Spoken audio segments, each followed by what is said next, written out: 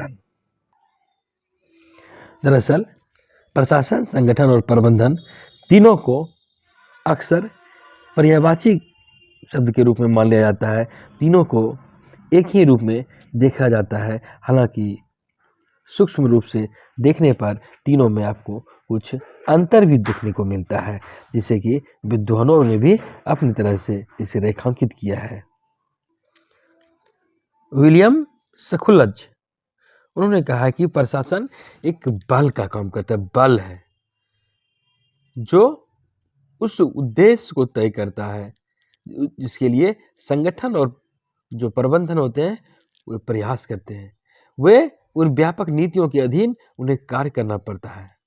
और संगठन मनुष्य, सामग्री, औजार, उपकरण, कार्यस्थल सबों का एक संयोजित रूप है, सबों का सम्मिलन है और कुछ वांछित उद्देश्यों की प्राप्ति के लिए एक प्रणालीबद्ध तरीके से प्रभावकारी रूप में एक दूसरे से संबंधित होती है।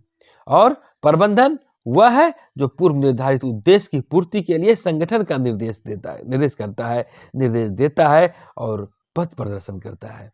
हम इस रूप में से समझ सकते हैं कि प्रशासन लक्ष्य निर्धारित करता है, प्रबंध उसे प्राप्त करने का प्रयास करता है।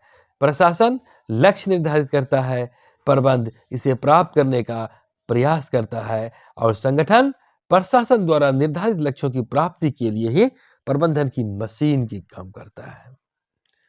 यहाँ पर एक विद्वान हुए टीड, उन्होंने कहा है कि किसी वांछित लक्ष्य की पूर्ति के लिए संगठन सभी मानवीय प्रयत्नों को प्रशासन कहते हैं। प्रबंधन तो प्रशासन का एक भाग है। प्रबंधन प्रशासन का एक भाग है। प्रबंधन प्रशासन की परिधि के अंदर की प्रक्रिया है। प्रबंधन प्रशासन की परिधि के अंदर की प्रक्रिया है।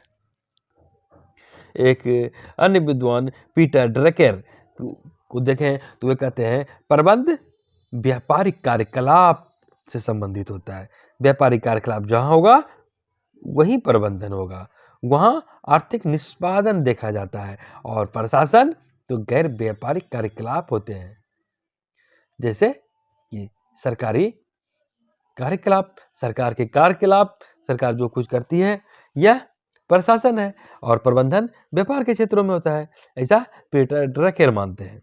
वहीं कुछ लोग यह भी कहते हैं कि प्रशासन निष्पादन करता है, प्रक्रिया को देखता है, नियम विनियम जो होता है उस रूप में यह जाना जाता है। और प्रबंधन का संबंध उन कार्यों के निष्पादन से होता है, जैसे कि जोखिम लेने की बात होती है, कोई सृजनात्मकता की बात होती है, कोई नई व्यवस्था करने की बात होती है, कोई उपचारात्मक बात करने की होती है, नया नवाचार करने की बात होती है। तो यह नवाचार करने का निर्णय प्रबंधन का होता है।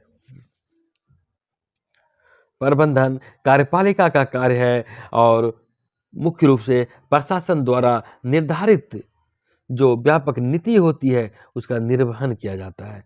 और वहीं संगठन एक ऐसी मशीनरी के रूप में सामने आती है जिसके माध्यम से प्रशासन और प्रबंधन के बीच समन्वय स्थापित किया जाता है।